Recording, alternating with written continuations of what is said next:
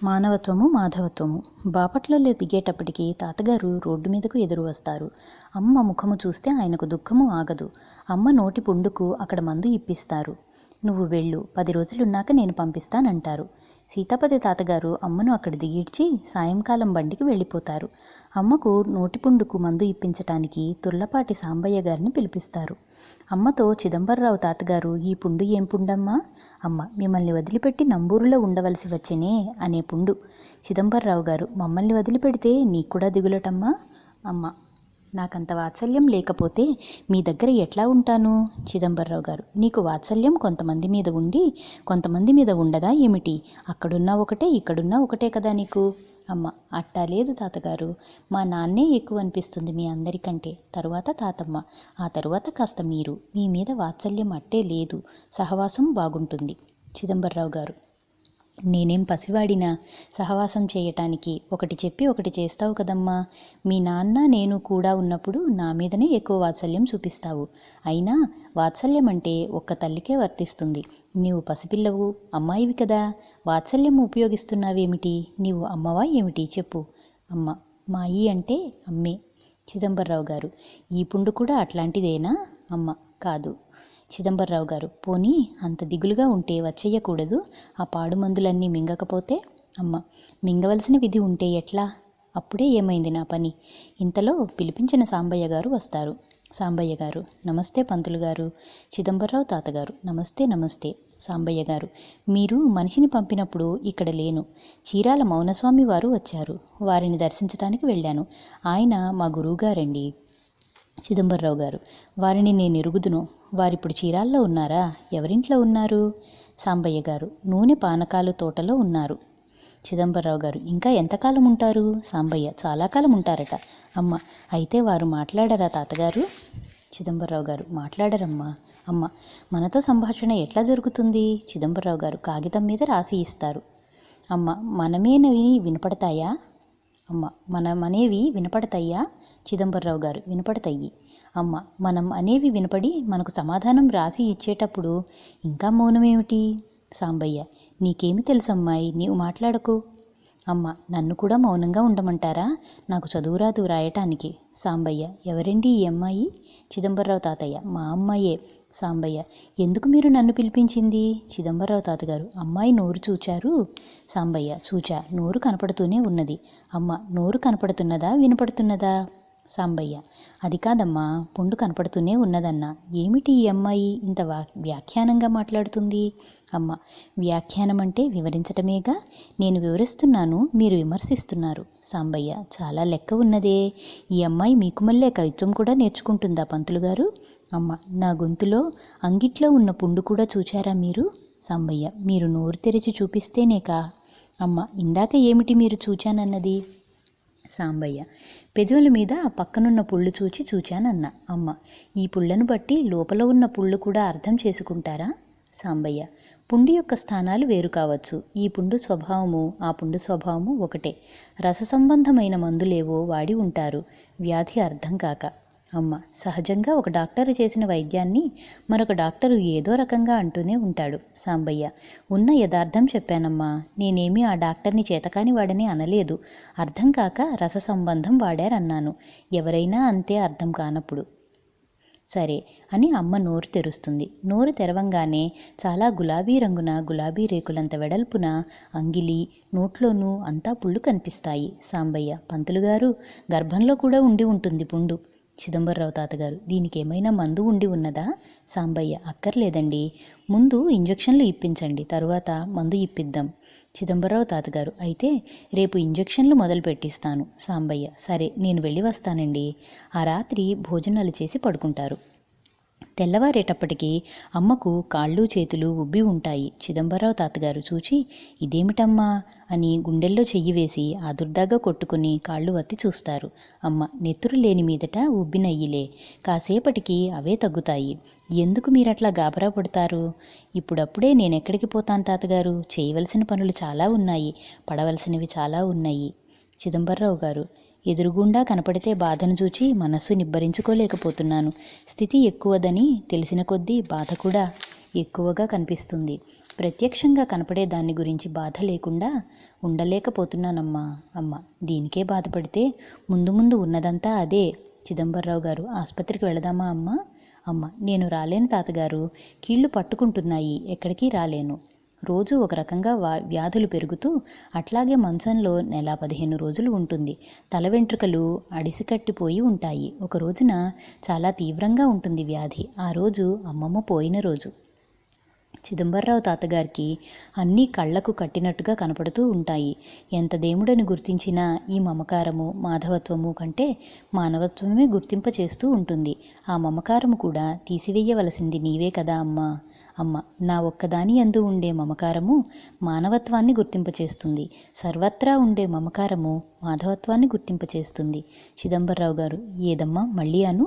అమ్మ ఒకచోటనే ఉండే మమకారము మానవత్వాన్ని, సర్వత్రా ఉండే మమకారము మాధవత్వాన్ని గుర్తింపచేస్తుంది. మమతలు ఎండిన. రాజుగారి పాట. చిదంబరరావు తాతగారు, పొట్ట మీద పడుకుని మీ నాన్న వాళ్లకు కబురు చేస్తానమ్మా. ఈరోజు రంగమ్మ తల్లి నిన్ను నా చేతిలో పెట్టిన రోజు, కానీ నీకు నయమైతే నన్నే నీ చేతిలో పెట్టిన రోజమ్మా. అమ్మ పిచ్చి తాతగారు, నాకు నయం కాదనుకుంటున్నారా? ఎంతమందిని నవ్వించాలో, ఎంతమందిని ఏడ్పించాలో. చిదంబరరావు గారు, డాక్టర్ను పిలిపించుకొచ్చేదా అమ్మా? అమ్మ పిలుచుకుని రండి. తాతగారు వెళ్ళి డాక్టర్ గారిని పిలుచుకు వస్తారు. డాక్టర్ గారు చూచి, చాలా కాలం నుంచి ఉన్నట్టుంది ఈ జబ్బు అని, ముందు మనిషిని శుభ్రతగా ఉంచండి, ఆ తల దువ్వి జడ వెయ్యండి, ఇది దీర్ఘవ్యాధి, తరుణ వ్యాధి కాదు అని సంబంధం లేని క్వినైన్ ఇంజెక్షన్లు ఇచ్చిపోతాడు. అది గడ్డకట్టి చాలా బాధగా తయారవుతుంది. చలి జ్వరాలకి ఇచ్చేది ఈ వ్యాధికిచ్చినందువల్ల అమ్మకు మలేరియా జ్వరం ఉందని అనుకుంటారు వీళ్ళంతా. డాక్టర్ గుర్తించింది లోపమని ఎవరనుకుంటారు? ఆ రోజుకు బాధ ఎక్కువ అవుతుంది. మన్నవ నుంచి తాతగారు, మరిడమ్మ తాతమ్మ గారు వాళ్ళు వస్తారు. తాతగారు వచ్చిన తరువాత చందలూరు మహాలక్ష్మమ్మ దగ్గరకు వెళ్ళి ప్రశ్న అడిగిరా, సమాధానం ఏం చెబుతుందోనని తాతయ్యను అన్నపూర్ణమ్మ గారు పంపిస్తుంది. అక్కడకు పోయి ప్రశ్న అడగగా జడుసుకుందని, ఎర్రనీళ్లు దాటిందని సమాధానం చెప్పి పంపిస్తారు. చిదంబరరావు తాతగారు, ఇంజెక్షను ఎట్లా ఉందో ఈ ప్రశ్న కూడా అట్లాగే ఉంది. ఇదిగో ఈ తాయెత్తు కట్టి సాంబ్రాణి పొగ వేయమన్నారు అని సీతాపతి తాతయ్య కనకమ్మ బామ్మకి ఇస్తారు. కనకమ్మ బామ్మ అమ్మకు తాయెత్తు కట్టి పొగ వేస్తుంది. చిదంబరరావు తాతగారు, ఇవన్నీ చేస్తున్నారు కానీ తల శుభ్రత చేయమంటే చేయటం లేదే. కనకమ్మ బామ్మ, ఏం చేస్తాం, ఆ జుట్టు అలిమయ్యేట్టు లేదు, తల్లో 2 అంగుళాల ఎత్తున్నాయి పేలు. తాతగారు ఒకరోజు కోర్టుకు వెళ్ళిన తరువాత తల జుట్టంతా కత్తిరించేస్తారు. హారతి కర్పూరం కొబ్బరి నూనెలో కలిపి రాస్తారు. అమ్మ ఇట్లా ఒక నెల 15 రోజులు మంచంలో ఉన్న తరువాత క్రమంగా దానంతటదే తగ్గిపోతుంది. మరిడమ్మ తాతమ్మ గారు చాలా శ్రద్ధగా పథ్యంతో అమ్మకు చేసి పెడుతుంది. సీతాపతి తాతగారు అమ్మమ్మను తీసుకుని మన్నవ వెళతారు. ఇట్లా 3 నెలలు జరిగిన తరువాత జుట్టు కొంచెం పెరుగుతుంది, కొంచెం ఓపికొస్తుంది. సీతాపతి తాతయ్య ఊరికి పోయేటప్పుడు చిదంబరరావు తాతగారు ఇంకా ఏదన్నా 2 టానిక్కు సీసాలు తాగిస్తే బాగుండును అని అడుగుతారు. సీతాపతి తాతగారు, దాని చేతి గాజులు అమ్మి కొనిపెట్టండి అని వెళ్ళిపోతారు. ఆ మాట అమ్మ విని అప్పుడు ఊరుకుని, అమ్మ తాతగారు, మా నాన్నగారు ఊరికెళ్ళేటప్పుడు ఏమిటి మీరు అడుగుతున్నారు? చిదంబరరావు తాతగారు, ఏమీ లేదమ్మా, నీకు తెలియనిదేమున్నది? అమ్మ, అవునులేండి, నా కోసంగా ఏదైనా చేయాలంటే మీరైనా చేసే పని అదేగా. అయితే ఆయన తండ్రి గనుక ఎప్పటికైనా అడగటానికి అవకాశం ఉందని ముందర్తిగా అడిగి తెలుసుకున్నారు. ఎట్లయినా లీడర్ గారు కదూ, ఆయన పనులు బయటపడతాయి, మీ ఎత్తులు బయటపడవు. బయటపడేదేముంది, మీ వృత్తే అది కదా. చిదంబరరావు గారు పక్కపక్క నవ్వి, మీ వాళ్ళు ఎంత చేసినా వాళ్ళ మీద అభిమానం పోదు గదా. అమ్మ, నాకు ఎవరి మీద దురభిమానం లేదు. ఇంతలో చీరాల నుండి అమ్మకు పినతల్లి గారి భర్త నారాయణరావు గారని ఆయన వస్తాడు. నారాయణరావు చిదంబరరావు గారితో, మీ అమ్మాయి అనసూయను 4 రోజుల పాటు అట్టే పెట్టుకు పంపిద్దాం, తీసుకురమ్మన్నది అని అడుగుతారు. చిదంబరరావు గారు, ఇప్పుడే కాస్త ఓపికొస్తున్నది, ఇంకా బలానికి మందులు ఇప్పించాలి. నారాయణరావు, ఈ ఇప్పించే మందు అక్కడే ఇప్పిస్తాంలేండి. చిదంబరరావు గారు, సరే, మరిడమ్మ పిన్నితో చెప్పి అమ్మ వస్తానంటే తీసుకెళ్ళండి. నారాయణ గారు ఇంట్లోకి వెళ్ళి అందరినీ అడుగుతాడు. మరిడమ్మ తాతమ్మ, నేను కూడా రావాల్సి వస్తుంది నాన్న, దానికి చేసి పెట్టుకోవటానికి. నారాయణరావు గారు, అంతకన్నా కావలసిందేముంది, ఆ మనుమరాలి దగ్గర కూడా 4 రోజులున్నవారు అవుతారు, మా అందరికీ కూడా చేసి పెట్టవచ్చు. మరిడమ్మ గారు, సరే, అట్లాగే వస్తాలే నాయన. నారాయణరావు గారు, గుడ్డలు అవి సర్దుకోండమ్మా, చాలా పిచ్చి రూపమైపోయింది, పిల్ల జుట్టు తీసేశారేమిటి?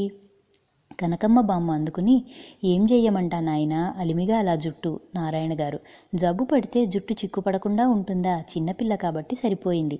ఇది పెద్దవాళ్లకు జబ్బు చేస్తే కత్తిరిస్తారా? కనకమ్మ గారు, చేస్తే తెలుస్తుంది, మాటలు కావు. తాతమ్మ గారు, ఎందుకు జరిగిపోయిన దానికి ఘర్షణ?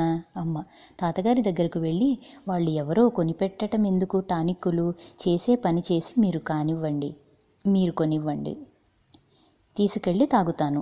చిదంబరరావు తాతగారు, నా దగ్గర మొన్నటి బాపతు అంటే మీ అమ్మ నా చేతికిచ్చిన 9 సవర్ల కడ్డీ తెగ్గొట్టి అమ్మాను. కొంత మీ నాన్నగారి ఔపాసనకు శాంతికి వాడాను.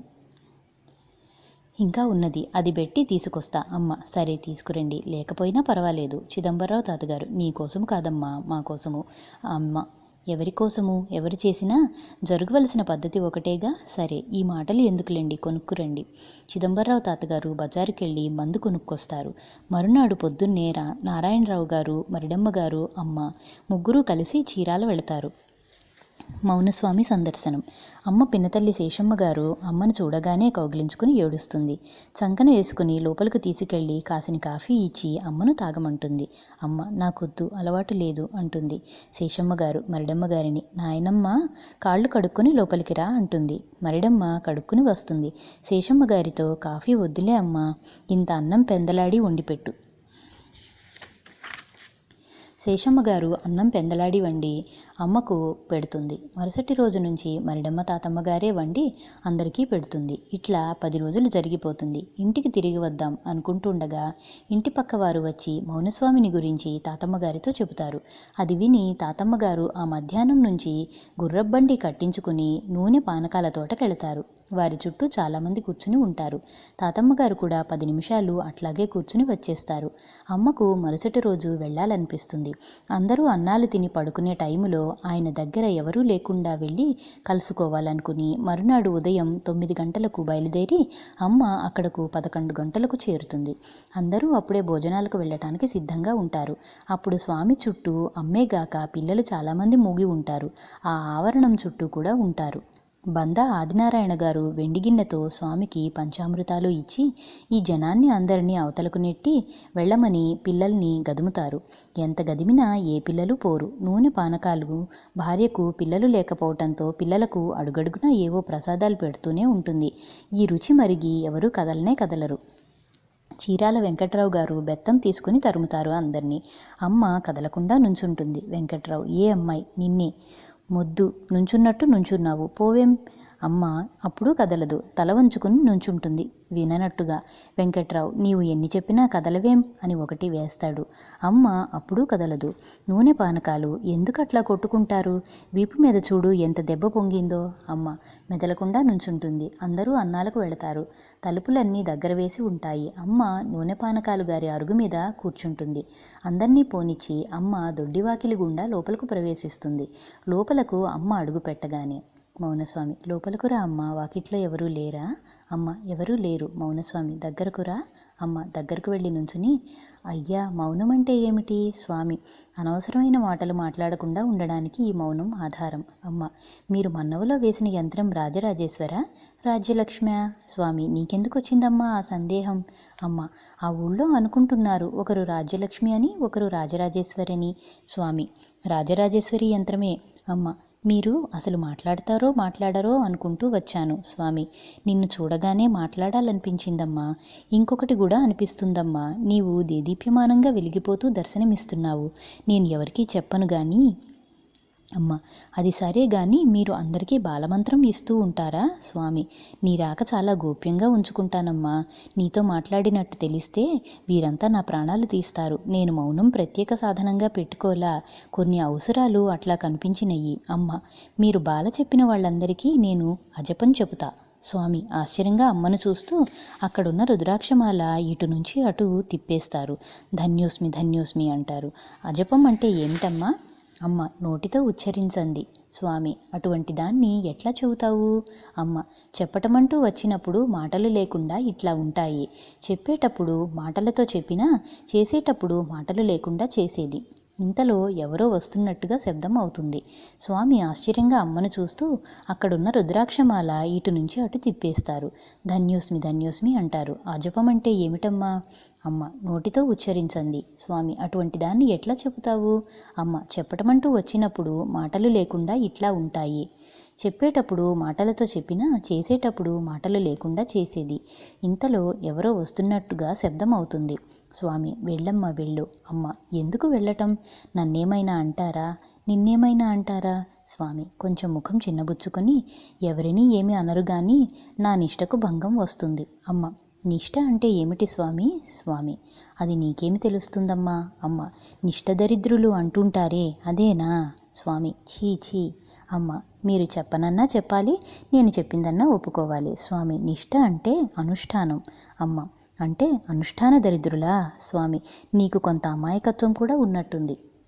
ఇంతలో బందా ఆదినారాయణ గారు వచ్చి తలుపులు గట్టిగా నెడతారు. వెన్నెట్టి స్వామి ఎప్పుడూ తలుపులు లోపల గడియ పెట్టలేదు అంటారు.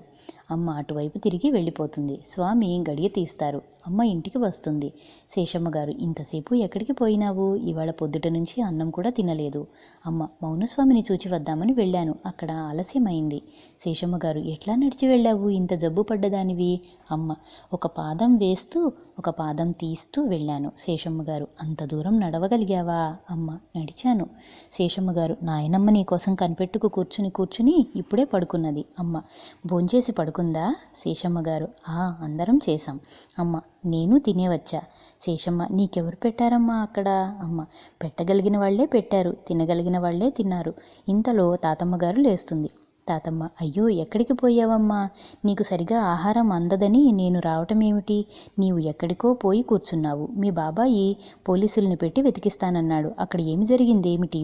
అమ్మ ఏమీ లేదు, నిన్న నీవు వెళ్ళిన చోటుకే వెళ్ళాను. వారిని చూద్దామనిపించి ఇంతసేపు కూర్చుందామనిపించి కూర్చున్నాను. తాతమ్మ ఇంత అంటే ఎంత? అమ్మ ఎంతైనా. తాతమ్మ అన్నమైనా తినిపోకూడదు. అమ్మ ఇప్పుడు పెట్టరాదు, తింటాను.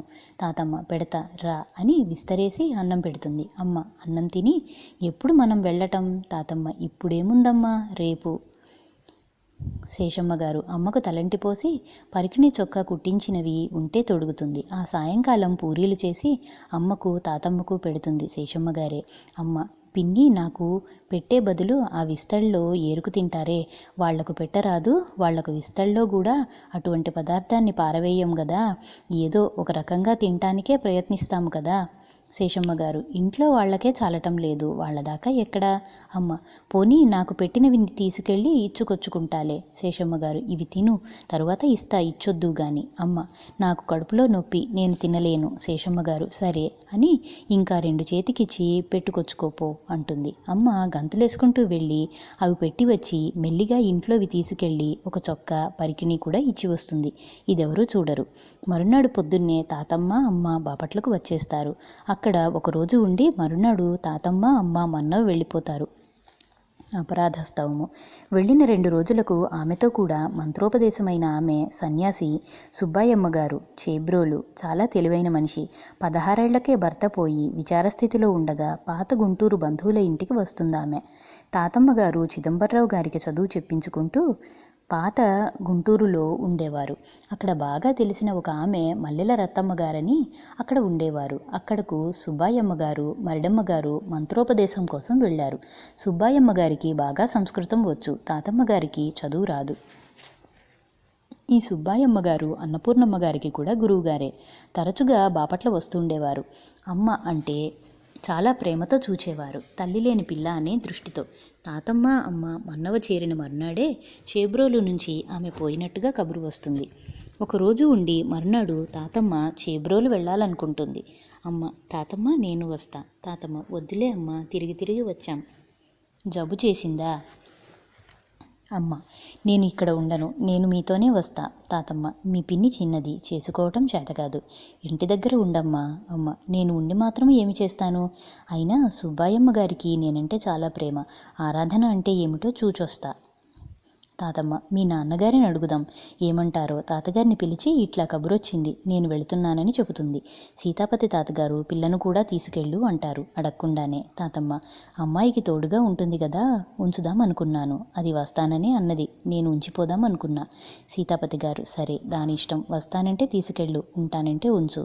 తాతమ్మ, అడగకుండానే తీసుకువెళ్ళమనేసరికి ఆమె కూడా కొంచెం కష్టం తగిలి అది మనసులోనే ఉంచుకుని, ఏమమ్మా పోదాం, వస్తా, నడవగలదువా? అమ్మ, నడుస్తా. అమ్మ, తాతమ్మ మర్నాడు ఉదయం 8 గంటలకే భోంచేసి మూటలు కట్టుకొని నడుము వంగిపోయి కర్రపోటు చేసుకుంటూ ముందు తాతమ్మగారు, వెనకాల అమ్మ, తాతమ్మ కన్నా మెల్లగా 2 ఫర్లాంగుల వెనకగా కాలవల్ని, చెరువుల్ని, కట్టల్ని, చెట్టుల్ని చూచుకుంటూ ఒకదాన్ని గురించి ఒక పావుగంట ఆలోచించుకుంటూ ఇదంతా నేనే అనుకుంటూ వెళ్ళింది లాకుల దగ్గరకు. అక్కడకు చేరేటప్పటికి పడవ కాస్త వెళ్ళిపోతుంది. ఆ రోజు లాకుల దగ్గరే పడుకుని వెళదామనుకుంటుండగా ఇంకొక పడవ కొత్తది ఆ రోజే వర్క్ ప్రారంభం చేస్తారు. పడవ మనిషి, అమ్మాయి మీరు ఏ ఊరు వెళతారు? అమ్మ, మేము అక్కడ నుంచి వచ్చేలోగా పడవ కాస్త పోయింది, చేబ్రోలు వెళ్ళాలనుకుంటున్నాం. పడవ మనిషి, మా పడవ చేబ్రోలే పోతుంది, ఈరోజే మొదలు పెట్టాం, బోణి కొట్టుగానిరా. తాతమ్మగారు వింటూ పడుకుంటుంది.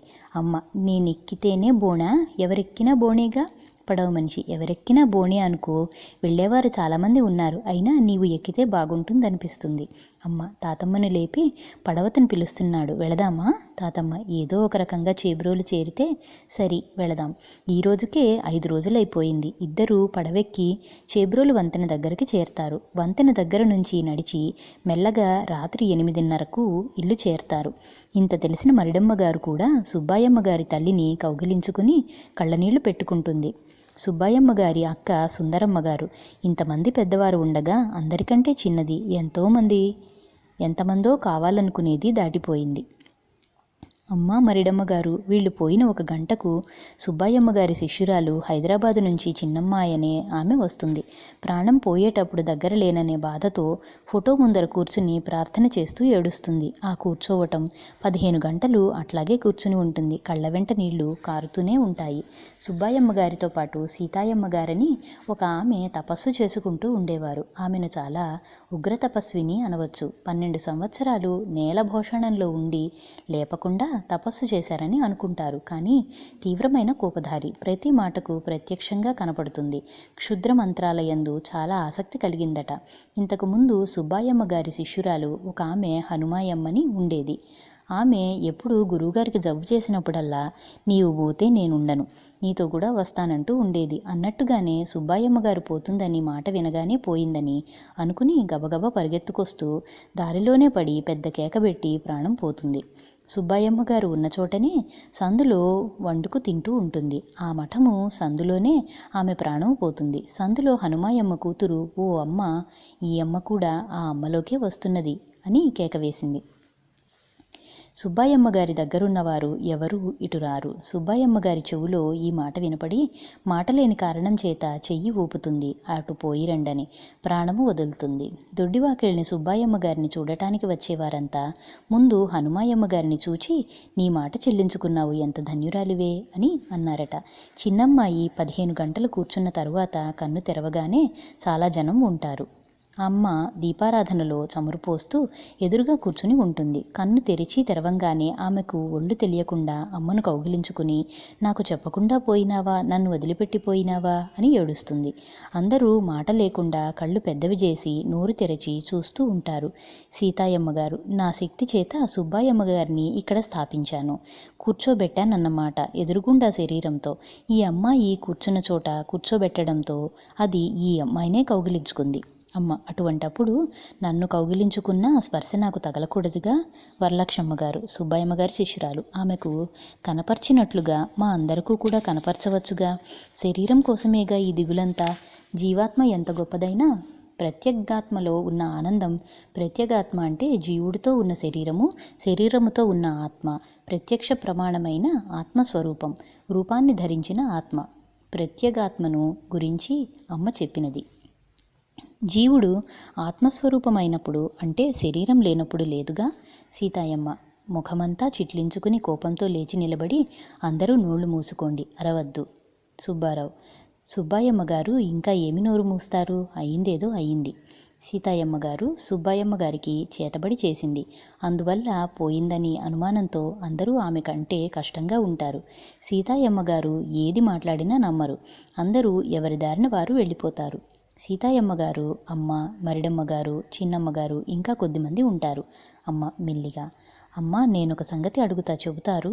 ఇందాక మీరు విన్నట్టు లేదు. నాలో ఆమెను ఆరోపణ చేసి ఆ శక్తిపాతం చేసినప్పుడు నేను నా శరీరం అనేది గుర్తు లేకుండా ఉండాలి.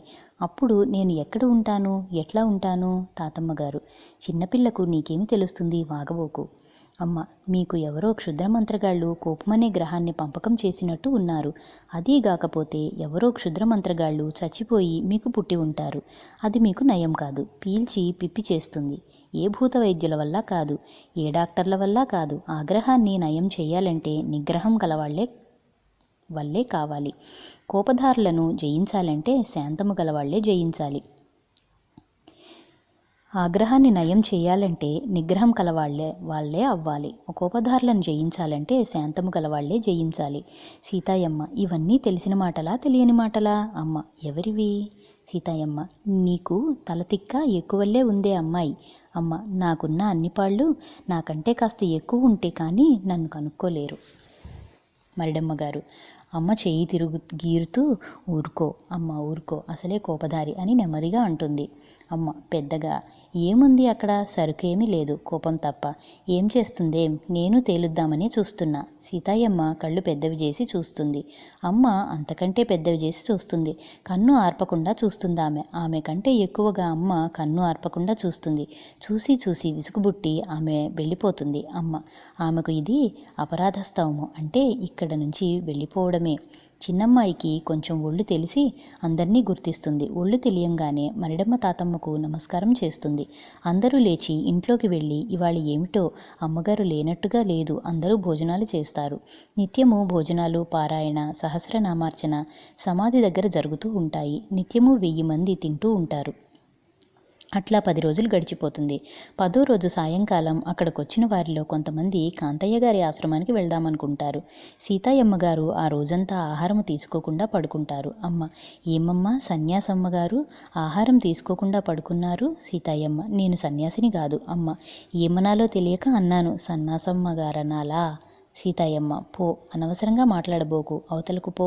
అమ్మ, ఎవరు పోవాల్సి వస్తుందో? సీతాయమ్మ గారికి ఒక్కతే శిష్యురాలు ఉంటుంది. ఆమెది బాపట్ల కోన వెంకట్రావు గారి భార్య సుభద్రమ్మ గారు. సీతాయమ్మ, కడతీర్చాలంటే ఒక్కరే శిష్యులుండాలి. కడతీర్చకుండా ఆడంబరంగా ప్రోగు చేసుకునే వాళ్లకు చాలామంది ఉంటారు. సుభద్రమ్మ గారికి జబ్బు చేసినట్టుగా కబురు వస్తుంది. ఈ కబురు రాగానే తట్టాబుట్టా కట్టుకుని ప్రయాణమవుతుంది. లోపల ప్రేమ ఉన్నా లేకపోయినా, అయ్యో ఈ సమయంలో వెళ్ళవలసి వచ్చిందే అని అంటారు. సీతాయమ్మ గారు కంటతడి పెట్టుకుంటూ, సామాన్యమైన వ్యక్తి కాదు నా బిడ్డ అని ఏడుస్తూ ఉంటే, అమ్మ మీ అంతది. సీతాయమ్మ గారు చళ్ళును వెనక్కి తిరిగి కోపంతో చూస్తుంది. అమ్మ వెంటనే అంతకంటే పక్కగా కోరచూపు చూస్తూ, తప్పేదేముంది, ఎవరైనా అనుభవించవలసిందేగా. రాబోయే సంగతి ఎంతటి వారికైనా తెలియదు గదా. తెలియకపోతేనే ఇట్లా ఉంది, తెలిస్తే ఇంకా ఎంత విర్రవీగుతామో. గుర్రపు బండి వాకిట్లోకి వస్తుంది. బండివాడు సామాను బండిలో సర్దుతాడు. ఎవరికీ చెప్పకుండానే వెళ్ళి ఆమె బండిలో ఎక్కుతుంది. అందరూ చెప్పకపోయినా వాకిట్లోకి వెళ్తారు. అమ్మ బండి దగ్గరకు వెళ్ళి బండిలోకి తలబెట్టి, ఏడవబోకండి, ఎందుకు ఏడుస్తారు, ఒకళ్ళైతే త్వరగా కడతీర్చొచ్చుగా. సీతాయమ్మ ఏమీ మాట్లాడదు, పక్కకు తిరిగి కూర్చుంటుంది. అందులో ఒకరు బొడ్డుపల్లి సుందరమ్మ గారు. కడతేరటం అంటే ప్రాణం పోవటమేనా? అమ్మ, ఇప్పుడు ఆమె బతికే ఉంది, ఆ మాట ఎవరికన్నారు?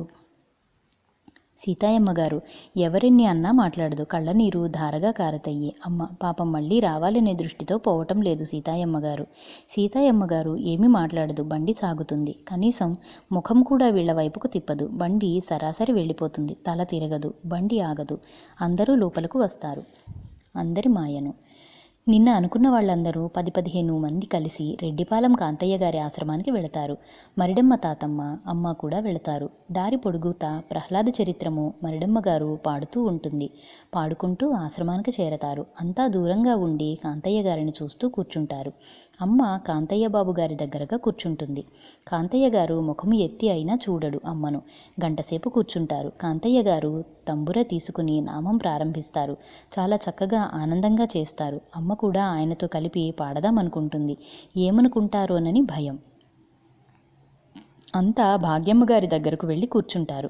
అమ్మ లోగడ ఆమె పాటలు వినటం, పాడటం, చదవటం జరిగింది కానీ ఆమెను చూడలేదు. అయినా ఈమెను చూద్దాం, పాటలు ఇంత బాగా రాసింది, ఎంత పెద్దదోనని అమ్మ గబగబా వెళ్ళి దూరంగా ఉండి నమస్కారం చేస్తుంది. భాగ్యమ్మ గారు కన్నెత్తి కూడా చూడదు. అమ్మ ఆమెను కొంచెం మంచినీళ్ళు ఇస్తారు అని అడుగుతుంది. భాగ్యమ్మ గారు మాట్లాడదు. అమ్మ వీళ్ళ అందరిలో మాట్లాడదేమో, ఎవరూ లేనప్పుడు పలుకుతుందేమో, వీళ్ళందరూ వెళ్ళినాక మాట్లాడుదామని. తాతమ్మ నేనటు పోయి వస్తా గాని నీవు వీళ్లతో వెళితే వెళ్ళు, నేను తర్వాత వస్తా, నాకు ఇంకా తోడు ఉన్నారులే. మరిడమ్మ పొద్దు కూకుతోంది, మాతోనే రా.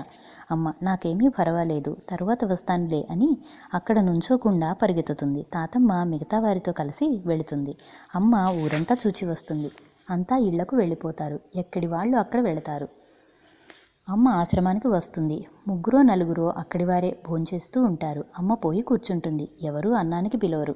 అమ్మ నన్నేనా, ఎవరైనా పెద్దవాళ్ళు వచ్చి కూర్చున్నా పిలవరా ఈ ఆశ్రమంలో అని దేశరాజు శేషగిరిరావు గారిని అడుగుతుంది. శేషగిరి లోగడ వస్తూ పోతూ ఉండేవాడే. అమ్మ అడిగినా సమాధానం చెప్పడు. అమ్మను గుర్తించడు. అమ్మ మొత్తం మీద ఎవరికి గుర్తులు ఉండవల్లే ఉంది ఈ ఆశ్రమంలో. మళ్ళా భాగ్యమ్మ గారి దగ్గరకు వెళ్ళి కాసిని మంచినీళ్లు ఇస్తారు. భాగ్యమ్మ ఇస్తా అమ్మ అని గబగబా తెచ్చి ఇచ్చి, ఎవరమ్మా ఇవి? అమ్మ ఇందాక వచ్చిపోయినారే వాళ్లలో వంగున్న ముసలమ్మ లేదు, ఆమెతో వచ్చా. భాగ్యమ్మ ఆమెతో వచ్చానంటావు, వారి అమ్మాయివి కదా? అమ్మ నేను అందరి మాయను. భాగ్యమ్మ బాబుగారు ఈ అమ్మాయిని చూచారు? కాంతయ్య అనేక మంది వస్తూ ఉంటారు పోతూ ఉంటారు అని చూడరు. భాగ్యమ్మ కూర్చో అమ్మ అని అంటుంది. అమ్మ వెళతానమ్మా అని చెప్పి బయలుదేరి వస్తుంది. వస్తూ వస్తూ తులసి దళాలు తుంచుతుంది. కాంతయ్య గారు అమ్మాయి తులసి చెట్టు తాకబొక్కు. అమ్మ తులసి చెట్టు అంటే అంత అంటరానిదన్నమాట అంటూ పరిగెత్తుతుంది. చేబ్రోలు ఇల్లు చేరేటప్పటికి రాత్రి 10 అవుతుంది. అంతా భోంచేసి పడుకుంటారు. దురాచార శమనం. ఆ మరునాడు అక్కడి నుంచి బయలుదేరి అమ్మ తాతమ్మ శ్రీరంగపురం ప్రయాణం. 10:30కు భోంచేసి చేబ్రోలు వంతెన మీదకు వెళతారు. అక్కడ వారిని విచారిస్తే పడవలు వెళ్ళిపోయినవంటారు. ఒక అరగంట ఆలోచించి నడిచిపోవటానికి నిశ్చయించుకుని బయలుదేరతారు. 11:30 గంటలకు అవుతుంది. చిత్తయండ. కొంత దూరం పోయిన తరువాత దాహం అవుతుంది అమ్మకు. మబ్బైనా అడ్డం పడదు. చింత చెట్లు ఉన్నాయి కానీ కట్ట పొడుగుత పల్లంలో ఉంటాయి. ఆ నీడ కూడా సోకదు. మరిడమ్మ తాతమ్మ గారు అమ్మ నిన్ను నడిపిస్తున్నానని చాలా బాధపడుతుంది. కానీ ఆమె కూడా చాలా నీరు కారిపోతూ ఉంటుంది నడవలేక ఎండలో. అమ్మ తాతమ్మ నేను ఏ బాటను నడిచినా చింతలు కనపడుతూనే ఉంటాయేం? చింతలున్న బాటను నేను నడుస్తున్నానా, నేను నడిచే బాటలో అవి ఉంటాయా? ఏది తేలటంలా అని. కానీ నా వెంట చింతలు తప్పవు. మరిడమ్మ గారు ఆ మాట అనటంలో ఉద్దేశం ఏమిటి? అమ్మ ఇప్పుడు జరిగేదాన్ని బట్టి, ఇదివరకు జరిగిన దాన్ని బట్టి, జరగబోయే దాన్ని బట్టి కూడా ఇదే ఆలోచిస్తున్నా. ఎట్లా అన్నా జరగనియ్యి. ముందు నాకు దాహమవుతున్నది తాతమ్మ. తాతమ్మ కూర్చో అమ్మ చూస్తాను. కాసేపు కూర్చుంటే అలసట తీరుతుంది. తర్వాత రేవు ఎక్కడన్నా ఉంటే దిగి తాగుదాం. పొరపాటు చేశాను. మరచెంబులో మంచినీళ్లు తీసుకొస్తే తాగేదానివి గదా. నడిపించటమే కాకుండా వెన్నపూస వంటి పాదాలు, ముఖము చూడు కుంకుమ రంగు అయిపోయింది. ఒక్క నారింజ పండు ఉంది మూటలో అని తీసి చేతికిస్తుంది. అమ్మ అది వలుస్తుండగా జారి కింద పడుతుంది. కట్ట కిందకు దొర్లుతుంది. ఆ దొర్లటం దిగి తీసుకోటానికి వీలు లేనంత దూరంలో పోయి ఆగుతుంది. అది ఆగిన చోట కొండచిలువ అనే పాము ఉంటుంది. చతుర్థంగా గజమున్నర వెడల్పున చుట్టుకుని పడుకుని ఉంటుంది. తాతమ్మ పండు జారిపోయింది చూచావా? ఎక్కడాగిందో చూచావా? అటు చూడు, పెద్ద పాము కనపడుతున్నది. నేనెప్పుడూ చూడలా. చూడ మచ్చలు మచ్చలుగా కనపడుతున్నది పాము మీద. మరిడమ్మ తాతమ్మ అది కొండచిలువమ్మ. కొండచిలువ అంటే అంత పెద్దది కాదు, చిన్నది కాదు, చచ్చిపోయినట్టుంది. అమ్మ చావలా, చచ్చినట్టు పడి ఉంది. తాతమ్మ బతికి ఉన్నా అది తొందరగా ఏమీ చేయదు. ఆ పండు కూడా జారిపోయిందిగా అమ్మ. దారే పోయేవాళ్ళు ఎవరైనా తాబేటికాయలో మంచినీళ్లు తీసుకెళ్తారేమోననుకుంటే అట్లాంటి వాళ్ళన్నా కనపడలేదే. అమ్మ ఎందుకు కనపడతారమ్మా తాతమ్మ? కనపడరు. ఇట్లా అంటుండగానే పైనుంచి ఒక అబ్బాయి తాబేటికాయలో మంచినీళ్లు పోసుకుని వస్తూ ఉంటాడు. ఆ అబ్బాయి దగ్గరకు వస్తాడు. తాతమ్మ: నాయనా, మా అమ్మాయికి కాసిని మంచినీళ్లు పొయ్యండి. అబ్బాయి: లేవు అవ్వ, ఇప్పుడే తాగాను. అమ్మ: ఉండవమ్మా, ఉండవు. ఎందుకు ఉంటాయి? కాలవ నిండా నీళ్లు ఉన్నా రేవు లేదు. ఇంత కాలవలో నాకు కావలసిన చెంబుడు మంచినీళ్లు దొరకలా. నా మీద ప్రేమ గలదానివి నీవు ఉన్నావు. కాలవ నిండా నీళ్లు ఉన్నాయి. నారింజకాయ ఇస్తే జారిపోయింది. పడవకొస్తే పడవ అందల. ఎంత ప్రేమ గలవాళ్లున్నా, ఎన్ని ఉన్నా బాధపడే యోగ్యత ఉన్నప్పుడు ఎవరూ తప్పించలేరు. తాతమ్మ: సరే, ఏం చేద్దాం? నడిచిపోదాం పద. కాసేపు కూర్చున్నాంగా, ఇంకా కొంత దూరం నడిచినాక మళ్ళీ కూర్చోవచ్చు అని మెల్లగా నడుచుకుంటూ రాత్రి 7 గంటలకు ఊరు ముందరకు చేరుతారు. కూర్చున్న చోటల్లా తాతమ్మ కాళ్ళు అమ్మ వత్తటం, అమ్మ కాళ్ళు తాతమ్మ వత్తటం జరుగుతుంది. మాగాటి గట్లను కాళ్ళు జారుతూ ఉంటాయి. పొలాల్లో ఉన్న వాళ్ళందరినీ బాట కనుక్కుంటూ 8:30 అయ్యేసరికి ఊళ్ళోకి చేరుతారు. ఊళ్ళోకి చేరినప్పటి నుంచి బ్రహ్మలిల్లెక్కడా అని తాతమ్మ అడుగుతుంటుంది కనపడ్డవారినల్లా. అమ్మ: ఎక్కడైతే ఏమిటి తాతమ్మ, పడుకోటానికి. తాతమ్మ: కాస్త నీకు మెతుకు పెడతారేమో అడుగుతా. అమ్మ: నాకు అక్కర్లేదు. ఇవాళ రోజున మన బతుక్కు మెతుకు కూడా ఎవరూ పెట్టరు. తాతమ్మ: కాసిని మంచినీళ్ళైనా తాగుదామమ్మా. అమ్మ: మంచినీళ్ళు మాత్రం అక్కడ తాగకూడదు. తాతమ్మ: వర్ణాశ్రమ ధర్మాలు కాపాడుకోవాలి అంటూ ఉండగానే ఒక బ్రాహ్మడు ఎదురొస్తాడు. బ్రాహ్మడు: ఏమిటవ్వా అడుగుతున్నారు? తాతమ్మ: బ్రాహ్మణ ఇల్లు నాయనా. బ్రాహ్మడు: మీకు ఎదురుగుండా ఉన్నది కరణంగారి ఇల్లే. ఇంతలో తలుపు తీసి వారు బయటకు వస్తారు. ఏ ఊరు, ఎక్కడ నుంచి వచ్చారని వివరాలు అడుగుతారు తాతమ్మని. అన్నీ అడిగిన తరువాత ఇదిగో ఈ అరుగు మీద పడుకోండి అంటారు. బ్రాహ్మడు ఇంతలో మీరు నియోగులా, వైదికులా అని అడుగుతాడు. తాతమ్మ: 6000 నియోగులం, బాపట్ల తాలూకా, మన్నవ. బ్రాహ్మడు: అయితే మీకు కృష్ణశర్మ గారు తెలుసా? తాతమ్మ: తెలియకేం, మా తమ్ముడే. బ్రాహ్మడు: చంద్రమౌళి చిదంబరరావు గారు కూడా తెలుసునా? తాతమ్మ: తెలియకేం, నా కొడుకే నాయనా. బ్రాహ్మడు: అయితే మా ఇంటికి రండి, అక్కడ పడుకుందురు గాని. కరణంగారు: మా ఇంట్లో పడుకుంటారులేండి అంటారు. బ్రాహ్మడు: వీళ్ళు మా వాళ్లే, మా బంధువులు. నేను నందిపాట్లో ఉండగా చిదంబరరావు గారు మా ప్లీడర్ గారే. ఈ బ్రాహ్మడు అగ్రహారీకుల దగ్గర గుమాస్తా. ఈయనకు పిల్లలు లేరు. ఈయన పేరు సంకా ప్రకాశరావు గారు. అమ్మను తాతమ్మను వారింటికి తీసుకువెళతారు. ఇంటికి తీసుకెళ్ళి ఎంతో గొప్పగా భార్యతో ఎన్నడూ అనుకోని పని, మన ఇంటికి బంగారమంటి పిల్ల వచ్చింది. ఆ రోజు వాళ్ళ నాన్నగారి ఆబ్దికం. అమ్మను తాతమ్మను మడిగుడ్డలున్నాయి, భోంచేయమని అడుగుతారు. తాతమ్మ: భోంచేయదు. నాకొద్దు నాయన, నేను ఒక పూటే భోంచేస్తాను. అమ్మాయికి పెట్టండి. అమ్మకు విస్తరి వడ్డించి ప్రకాశరావు గారి భార్య: ఈ అమ్మాయి దగ్గర సొమ్ము చాలా ఉందే, 10 ఏళ్ళు ఉంటాయేమోననుకుంటా. మనకు పెంపుడు ఇస్తారేమో అడుగుదాం. ప్రకాశరావు గారు: వదినగారు, పెంపుడు ఇస్తే ఇచ్చినట్టు, లేకపోతే బంగారం ఒలుచుకు పంపిద్దాం. పిల్ల చూడు ఎంత బొద్దుగా ఉందో.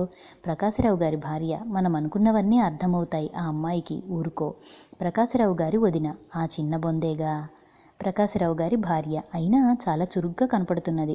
మనము అనుకునేవి అన్నీ ఆలకిస్తున్నది. ప్రకాశరావు గారి వదిన: లేదులే, వట్టి మొద్దు. అమ్మ చెయ్యి కడుక్కుని లేచిపోబోతుంది. ప్రకాశరావు గారి భార్య: ఉండమ్మాయి ఉండు, కొంచెం పరమాన్నం తిందువు గాని. అమ్మ: వద్దమ్మా. ప్రకాశరావు గారి వదినగారు: నేను ఎందుకు బంగారం తీసుకుందామంటున్నానో తెలుసునా? ఇస్తే మా అమ్మాయిని ఇస్తారు, ఇవ్వకపోతే సొమ్ము తీసుకుంటే ఎవరికైనా సొమ్ము చూపిస్తే ఇస్తారు. పెంపకం ఇవ్వకపోతే ఆ సొమ్ము పెట్టుకుని లేవలేని కాలంలో తిందాం. ప్రకాశరావు గారి భార్య: ఇంతకు ఎంత మహాపాపం చేశామో ఇట్లా అయినాము, మగపిల్లలు లేకుండా. ఇది వరకు కూడా 2 ఇట్లాగే చేశావు, అదే కొట్టిందేమో. ప్రకాశరావు గారి వదినగారు: ఈసారి చేస్తే అట్లా చేయముగా, అసలు ఊరి బయటకు తీసుకెళ్ళి రూపము లేకుండా చేస్తా. ప్రకాశరావు గారి భార్య: అబ్బా, ఆ మాట అనబోకు, నేను వినలేను. ఆ అమ్మాయిని చూస్తే ఏదో దేవతా కళగా ఉంది. ఆ ఒళ్ళు చూచా ఎట్లా మెరుస్తున్నదో, మైదాపిండి మాదిరిగా ఉంది. ఆ శరీరం పట్టుకుంటే అసలు మీ మరిది సంగతి తెలిస్తే ఇక్కడికి వచ్చేవారు కాదేమో. ఆ తల్లి మీ ఇద్దరి ఇష్టానికి భిన్నంగా నడిస్తే నన్నైనా ఇట్లా చేసేదానివి కదే అక్కయ్య. తల్లి ఎవరో, తోడి ఎవరో, భార్య ఎవరో, ఏమి బ్రాహ్మలమో మనకు. ఈ ప్రపంచము ఎందుకు ఇట్లా సృష్టించాడో. నాకు పిల్లలక్కర్లేదు. అడుక్కు తినటానికి ఆర్డర్ ఇస్తే నీ మరిది గారు హాయిగా వెళ్ళిపోదును. లేకపోతే ఆ అమ్మాయితో వెళ్ళమంటే హాయిగా వెళ్ళిపోదును. ఏ దేవతన్నా అడ్డుపడి ఈ బిడ్డను కాపాడితే బాగుండునని పైకి మెల్లగా అనుకుంటూ అమ్మకాళ్ళు ఒత్తుతుంది. ప్రకాశరావు గారి వదినగారు పడుకుని నిద్రపోతుంది. అమ్మ నిద్రపోతున్నదనుకుని, బంగారు తల్లి చూడు ఎంత ప్రశాంతంగా నిద్రపోతున్నదో, ముఖం పాలుగారుతున్నది. ఈ చిట్టి తల్లికి తల్లి లేదట. తల్లి ఉంటే ఎంత మోజుపడేదో ఈ బిడ్డను చూసుకుని. ముఖము వంక చూస్తూ ప్రకాశరావు గారి భార్య కూర్చుంటుంది. అమ్మ తలకు వెనుక భాగంలో ఒక చక్రం తిరుగుతున్నట్లుగా కనపడుతుంది. చూస్తున్న కొద్దీ సూర్యకిరణాలు మాదిరిగా ఆ చక్రంలో నుంచి తన హృదయంలోకి జారిపడిపోతుంటాయి. ప్రకాశరావు గారి భార్య ఎంత దివ్యానుభూతి పొందుతున్నాను, కాలచక్రం తిరిగిపోతున్నదని చెప్పటమా? ఏమీ తెలియటంలా. ఈ స్థితిలో ఈమె ఇక్కడ ఉండగా భర్త కాళ్ళు పిసకాలిరా అని పిలుస్తాడు. ఆమె లేచి ఆయన పిలిచినా వెళ్లకుండా 5 నిమిషాలు ఆలస్యం చేస్తుంది. చూస్తున్న కొద్దీ చూడబుద్ధి పుడుతుంది. పోమ్మా పో, ఎందుకు నుంచోవటం అని అమ్మ అనగానే ఒళ్ళు జల్లుమని నిద్రపోతున్నదనుకున్న ఎవరో పెద్దవాళ్ళు మాట్లాడినట్లున్నది. కానీ కాళ్ళు కదలవు. వాళ్ళు కూడా ఈ దృశ్యం చూస్తే బాగుండును, వాళ్ళకేమైనా మార్పు వస్తుందేమోననుకుని ఆదుర్దాగా భర్తతో చెప్పబోతుంది. ప్రకాశరావు చెప్పే మాట వినిపించుకోకుండా ఏడిచావులే పిసుకు అంటాడు. ఆమె కాళ్ళు పిసుకుతూ దగ్గర కూర్చుంటుంది. ఆనందంతో కళ్ళనీళ్లు కారుతుంటాయి. నీకు ఈ ఏడుపు పోదుగా అంటాడు. ఒక తన్ను తంతాడు. ప్రకాశరావు గారి వదిన గారు లేచి అమ్మ దగ్గరకు పోతుంది. మెల్లిగా మెళ్ళో చెయ్యి పెట్టి కంటి కొక్కెం తీస్తుంది. అమ్మ చప్పున లేచి ఉన్న సొమ్మంతా తీసి ప్రకాశరావు గారి దగ్గరకు వెళ్ళి ప్రకాశరావు గారి భార్య చేతిలో పెట్టి ఆయన చేతిలో పెట్టి నమస్కారం చేసి రామ్మ. అమ్మ ప్రకాశరావు గారితో, నాకు అమ్మ లేదు, ఆమెకు పిల్లల మోజు ఉన్నది, నాకు తల్లి మోజు ఉన్నది, నీకు వదినగారి మోజు, ధనం మోజు ఉన్నది, అందరి కోరికలు తీర్చుకుందాం. తాతమ్మ గారు మెల్లగా కదులుతుంది. ప్రకాశరావు గారి వదినగారు లేచి మరిది దగ్గరకు వస్తుంది. అమ్మ ఆమెతో, నేను అడుగుపెట్టినప్పటి నుంచి ఈ పిచ్చి సొమ్ము కొరకు ఆలోచిస్తున్నావు ఎందుకు? వెధవ సొమ్ము కోసం ఇంత శ్రమ? నన్ను అడిగితే నేను ఇవ్వకపోయినానా? పవిత్రమైనటువంటి సుశీల లాంటి నీ చెల్లెలు కాపురాన్నే సునాయాసంగా పాడు చేశావే. ఈ వెధవ బంగారం కోసం ఎందుకమ్మా ఇంత శ్రమ? ఇది ఒక లోహమే, ఇనుము, ఇత్తడి లాంటిదే. ఇది కూడా 6,000మని చెప్పుకుంటూ, బ్రాహ్మణ స్త్రీనని చెప్పుకుంటూ భారతదేశంలో పుట్టి మానాభిమానాలు అమ్ముకున్న దానికంటే వెధవ బంగారపు విలువ అంతకంటే గొప్పది కాదు. ప్రకాశరావు గారు ఈ మాటలకు గడగడా వణుక్కుంటూ బంగారం తీసి అమ్మ చేతిలో పెట్టబోతాడు. అమ్మ, నాకు ఈ బంగారం అక్కర్లేదు, నాతో కూడా రండి, 2 బంగారం ఇస్తా. ఇందాక మీరు ఆమెను తన్నారే, దానికి ఏమిచ్చి రుణం తీర్చుకుంటారు? రుణం కాదు, పొరపాటు. దానికి ఏమి శిక్ష వేసుకుంటారు? ఆమెకు మీరు తన్నితే పడటము ఎట్లా ధర్మమో, మీరు తన్నకుండా మీకు ధర్మాలు అనేకం ఉన్నాయి. ప్రకాశరావు గారు ఏమీ మాట్లాడకుండా లేచి అమ్మ కాళ్ళ మీద పడి, నిన్ను చూస్తే ఆదిశక్తిలా కనపడుతున్నావమ్మా, నిజంగా పిల్లవేనా? నేను చేసిన పాపాలన్నిటికీ ఫలితాలు ఏమైనా ఇట్లా పిశాచ రూపంలో ఇట్లా వచ్చిందా అని ఏదీ తెలియక బాధపడుతూ ఉంటాడు. అమ్మ, దేవుడైతేనేం దయ్యమైతేనేం నీ తప్పును ఖండించటానికి. ప్రకాశరావు గారు, నా వంటి పాపాత్ముడికి దేవుడు ఎట్లా ప్రత్యక్షమవుతాడు? అమ్మ, మీరు పాపాత్ములుగా పూర్తిగా మీరు అర్థం చేసుకున్నారా? ప్రకాశరావు, అనిపిస్తుందమ్మా, తప్పని తెలిసి కూడా చేయాలనిపిస్తున్నది. అమ్మ, మీరు నీతో కూడా రండి, పెనుగుదలపాడు వెళదాం, నేను అక్కడ 4 రోజులుంటాను. అమ్మాయిని కూడా తీసుకురండి. అమ్మాయి ఏమిటి? అమ్మాయి కాదు, పొరపాటు. అమ్మ, మీరు నాన్న, ఆమె అమ్మ. అమ్మా నాన్నగార్లతో ఎప్పుడూ ప్రయాణం అలవాటు లేదు. నన్ను ఏ కారణం చేత పెంచుకోవాలనుకున్నారో, ఏ కారణం చేత నగలు తీసుకోవాలనుకున్నారో ఆ కొరత లేకుండా నేను మీ ముగ్గురిని పోషిస్తా. మీరు ఈ రోజు నుండి మీ వదినగారిని మీ తల్లిగా చూసుకోండి. ఇవన్నీ వదినగారు వింటూనే ఉంటుంది. ప్రకాశరావు గారు వదినగారు, మన అందరినీ భరించాల్సిన అవసరం ఈ అమ్మాయికి ఏం కలిగింది? ప్రకాశరావు గారు, నోరు మూయి, నీవు మాట్లాడవద్దు. ప్రకాశరావు గారు అమ్మతో, అమ్మ, తరువాత ఏది ఎట్లా జరిగినా దురుద్దేశాలు మానుకుంటా గాని మా వదిన గారిని మాత్రము అమ్మగా చూసుకోలేను. అమ్మ మానుకుంటే చూచినట్లే. ప్రకాశరావు గారు, తప్పకుండా మన్నవ వస్తాను గాని ఇప్పుడు ప్రస్తుతం రాలేనమ్మా. అమ్మ, మీరు రావద్దు గాని ఇందాక ఆమెను తన్నటంలో మంగళసూత్రం పెరిగిందట, నేను గుచ్చి ఇస్తాను, మీరు కట్టండి నా ఎదుట. మహాలక్ష్మమ్మ గారు దారం తెచ్చి ఇస్తుంది. అమ్మ, పసుపు కూడా తీసుకురా అమ్మ అంటుంది. పసుపు తెచ్చి ఇస్తుంది. అమ్మ దారం పేని దానికి గుచ్చి పసుపు రాసి ప్రకాశరావు గారి చేతికి ఇస్తుంది. అమ్మ ఇద్దరికీ బొట్లు పెడుతుంది. బొట్టు పెట్టి సూత్రం కట్టిస్తుంది. సూత్రం కట్టే సమయానికి గుళ్ళో గంట మోగుతుంది. 3 ముళ్ళు పడగానే వారి పాదాలకు నమస్కారం చెయ్యమ్మా అంటుంది. అనగానే నమస్కారం చేస్తుంది. అమ్మ, నాయన, ఆమె నీకు దేవత, ఆమెకు నీవు దేముడివి. తన చేతిలోని కుంకం పొట్లం విప్పి ఇద్దరి నెత్తిన చల్లుతుంది. అరుణోదయం టైంలో ముడిపడుతుంది. అమ్మ ప్రకాశరావు గారి వదినతో, అమ్మ, వీళ్ళిద్దరినీ నీ బిడ్డలుగా చూచుకో. ప్రకాశం గారి వదిన, బిడ్డలా గడ్డలా? అమ్మ, ఏదో ఒకటి అవుతారులే, పోనీ నీవే బిడ్డననుకో. సరే, మేము పెనుగుదలపాడు వెళ్ళొస్తాము. తిరిగి మీ ఇంటికి వచ్చే వెళతాం, మీ ఇద్దరూ కులాసాగా ఉన్నట్లు తోస్తే. సరే అమ్మ అని ప్రకాశరావు గారు బంగారమంతా అమ్మది అమ్మకు తనే అలంకరింపచేస్తారు. తాతమ్మ 4ంటికి లేచి మేలుకొలుపుల పాటలు పాడుతూ మధ్యలో అమ్మను 2 సార్లు కేక వేస్తుంది. అమ్మ వస్తున్నా లెమ్మని సమాధానం చెబుతుంది. ఇక్కడ పని ముగించుకుని ముగ్గురు కలిసి తాతమ్మ దగ్గరకు వెళతారు. ప్రకాశరావు గారు వదినగారు రాదు. అమ్మ తాతమ్మ ముఖము కడుక్కొని ప్రయాణమై వెళతారు. భార్య భర్త ఊరు బయట దాకా పంపించడానికి వస్తారు. అమ్మ తప్పకుండా రండి వచ్చేటప్పుడు అని చెబుతారు. అమ్మ, నాయన మీ వదిన గారికి కొంచెం కోపం వచ్చి నేను వెళ్ళిపోతానంటుందేమో, ఇన్నాళ్ల నుంచి ఉంచుకొని వెళ్ళగొట్టాడని లోకులు అంటారేమోనని భయపడతావేమో. భయపడకు, ఆమె ఎక్కడికి పోదు, నా దగ్గరకే వస్తుంది. మన అందరికంటే బాగుపడుతుంది. వేమన చూడు. ప్రకాశరావు గారు, ఉంటాము, నమస్తే అమ్మ, నమస్తే. వాళ్ళు ఆగిపోతారు. తాతమ్మ అమ్మ నడుస్తారు. బయలుదేరిన 2 గంటలకు చేరతారు. పెనుగుదలపాటిలో తాతమ్మ గారికి శిష్యులు ఉంటారు. తాతమ్మ గారిని చూడగానే వారందరూ కాళ్ళు కడిగి హారతిస్తారు. ఆ హారతి ఇచ్చేటప్పుడు అమ్మకు కూడా ఇస్తారు. ఎంత అదృష్టవంతురాలో, అమ్మగారితో కూడా ఈ అమ్మాయి ఉన్నది అని అనబోయి అమ్మాయితో కూడా అమ్మగారు ఉండగలిగింది అంటారు. ఇద్దరికీ హారతులిస్తారు. ఎక్కడికి పోయినా, ఎవరింటికి పోయినా, ఎక్కడ నుంచున్నా ఆ 4 రోజులు అద్వైత విచారణే. చాలా ఆనందంగా ఆ 4 రోజులు జరిగిపోతాయి. వచ్చేటప్పుడు అమ్మకు పరికిణీ చొక్కా కుట్టించి తాతమ్మకు ధోవతులు పెట్టి 100 జనం దాకా ఊరు బయటకు పంపిస్తారు. వాళ్లలో వాళ్ళు మన అమ్మగారి దగ్గర కంటే కూడా ఈ అమ్మాయిలో ఇంకా ఎక్కువ లక్షణాలు కనబడుతున్నాయి. ఊరు బయట దాకా వచ్చి అందరూ నమస్తేలు చెప్పి ఆగిపోతారు. అమ్మ తాతమ్మ నడిచి వస్తారు. 1.5 గంటన్నర కల్లా శ్రీరంగపురం చేరుతారు. అమ్మను చూడగానే ప్రకాశరావు గారు, ప్రకాశరావు గారి భార్య ఒక దేవత వచ్చినట్టుగా చూస్తారు. ప్రకాశరావు గారి భార్య, మా అక్కగారు కాస్త వెళ్ళిపోయింది ఇవాళ తెల్లవారుజామున. అమ్మ, పోనీలే, ఎక్కడికి పోతుంది, ఎక్కడో అక్కడ నాకే కనిపిస్తుంది, నేను బాగు చేసుకుంటాను, ఆమె బిడ్డే. ప్రకాశరావు గారి భార్య, నా పెళ్ళి అయిన తర్వాత ఈ 4 రోజులు వంటి మీద దెబ్బ పడకుండా గడిచిన రోజులు. అమ్మ, ఇంతకంటే ఎక్కువ రోజులు గడిపి ఉండవచ్చు దెబ్బలు తినకుండా, కానీ నీకు ఎక్కువ కాలం అయిష్టతగా జరిగి ఉండవచ్చు. ఈ 4 రోజుల సుఖం నీకు గొప్పగా ఉన్నది. ఇష్టంతో కూడిన రోజులు కనుక ఇవి ప్రత్యేకతగా కనపడుతున్నాయి. ఆ పూటకు ఉండి భోంచేసి తాతమ్మ అమ్మ వెళ్ళిపోతారు. అమ్మకు చిన్న ఉంగరం కూడా చేయించి పెడతారు. వచ్చేటప్పుడు పడవ అందుతుంది. చేబ్రోలు వంతెన దగ్గర దిగి కారు మీద గుంటూరు వెళతారు. బ్రాడీపేట 4వ లైను. అక్కడ 10 రోజులు ఉంటారు. సరాసరి పొన్నూరు వస్తారు.